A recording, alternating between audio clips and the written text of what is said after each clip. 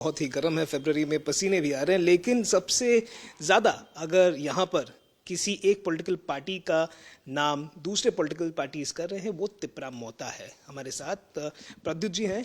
Sir, आज तक India today पे आपका वेलकम। हर एक पॉलिटिकल पार्टी कहीं ना कहीं आपको या फिर प्यार कर रही है या फिर आपके साथ अलायंस करने के लिए रेडी है या फिर आपको कहीं ना कहीं कुछ डिसरिगार्ड कर रही है, तो इसको कैसे देख रहे हैं आप? देखिए, मेरे पिताजी ने हमेशा कहा था कि जब आप क्रिकेट खेलते हो या जब आप फुटबॉल खेलते हो तो ये मत देखो कि आपका ओपोनेंट क्या करेगा, ये देखो कि आप क्या कर सकते हैं। तो मैंने हमेशा अपने ही दम में, अपने ही कैपेबिलिटीज़ में और अपने ही बलबूते में मैंने अपनी ज़िंदगी का डिसीजन लिया है। और ये इलेक्शन भी कुछ चीज़ नहीं, मैं अपने ही बलबूते में, अपने ही लोगों के सपोर्ट में और अपने ही सोच में मैं अपना अगला रास्ता चुनूंगा। सर, आपका मुद्दा जो है, मेन पॉइंट जो है वो सिंपल है। आप एक ग्रेटर तिपरालैंड का डिमांड आपको चाहिए और तीनों जो दूसरे इंपॉर्टेंट पार्टीज हैं सभी ने कहीं ना कहीं कहा है कि वो पॉइंट ऑफ व्यू जो है वो स्वीकार नहीं है इन तीनों पार्टीज को। लेकिन एक अगर हम लेफ्ट और कांग्रेस के बारे में बात करें, आज और कल जब हमने बात की उनसे, उनका दावा है कि एक कॉमन मिनिमम प्रोग्राम में पोस्ट पोल अलायंस बन सकता है। तो मतलब कि आपका कहना है कि सीपीएम और कांग्रेस मेरे तरफ थोड़ा सा सॉफ्ट है।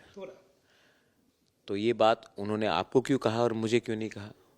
प्रॉब्लम क्या है कि ये आपसे कम्युनिकेट कर रहे हैं, मुझसे कम्युनिकेट नहीं कर रहे हैं।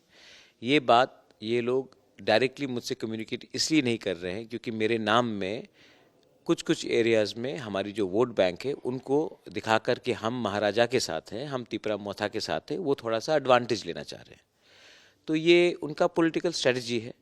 लेकिन जहाँ तक मेरा सोचना है, 99.9% लोगों ने अपना माइंड मेकअप कर दिया है और वो अपना वोट तिपरा मोथा में डालेंगे और अपना वोट किसी और पार्टी पे नहीं डालेंगे क्योंकि लगता है बाहर से कि हमारी दोस्ती है।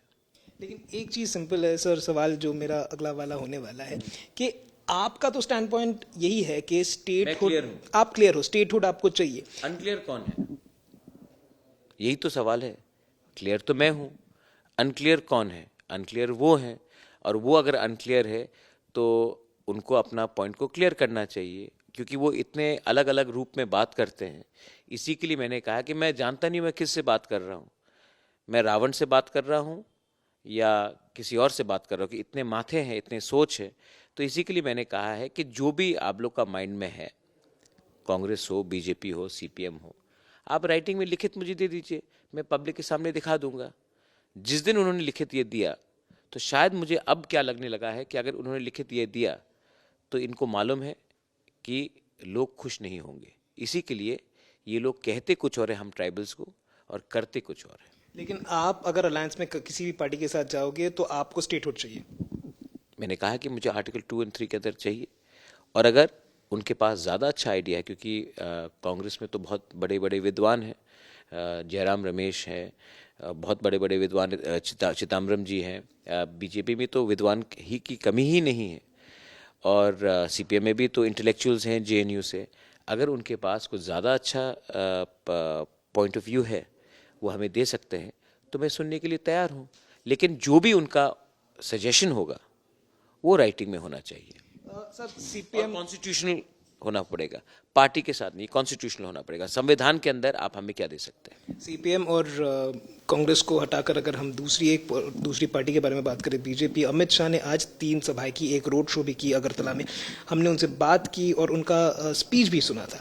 डायरेक्ट अटैक है आपके ऊपर, मतलब ऐसा लगा कि ज्यादा अटैक आप पे है, कांग्रेस और लेफ्ट पे थोड़ा कम। उनका कोट अन कोट यही है कि आपके साथ कांग्रेस लेफ्ट अलायंस का अंडर द टेबल सेटिंग हो चुका है और इस बीजेपी को हटाने के लिए आप भी उनको हेल्प कर रहे हैं। देखिए, जहाँ तक मेरा मानना है, कांग्रेस के पास कुछ रुपए नहीं है, सीपीएम के पास तो कुछ रुपए ही नहीं है।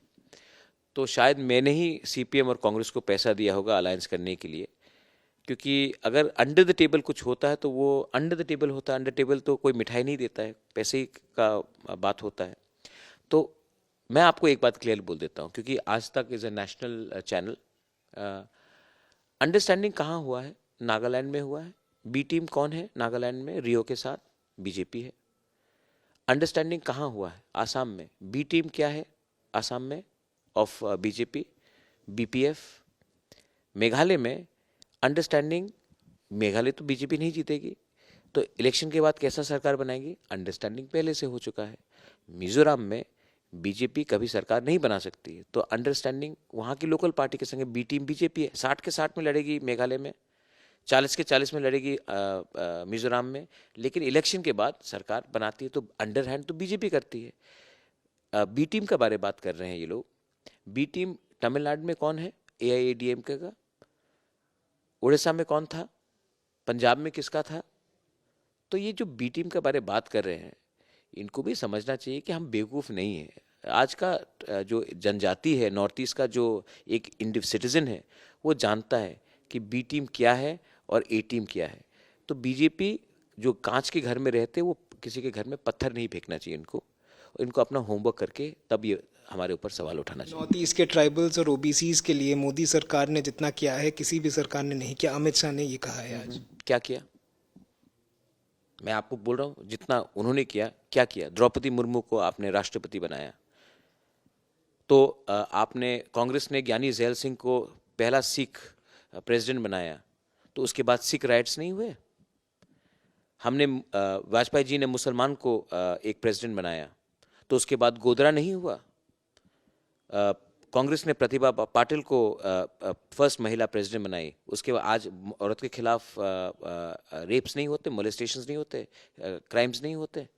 हमने एक दलित को बनाया, रामनाथ कोविंद को बनाया, मोदी जी ने बनाया, तो क्या आज दलित का प्रॉब्लम सुलझ गया है? तो एक व्यक्ति को, द्रौपदी मुर्मू को राष्ट्रपति या प्रेसिडेंट बनाने के बाद आपको लगता है कि पूरा ट्राइबल का कल्याण हो गया?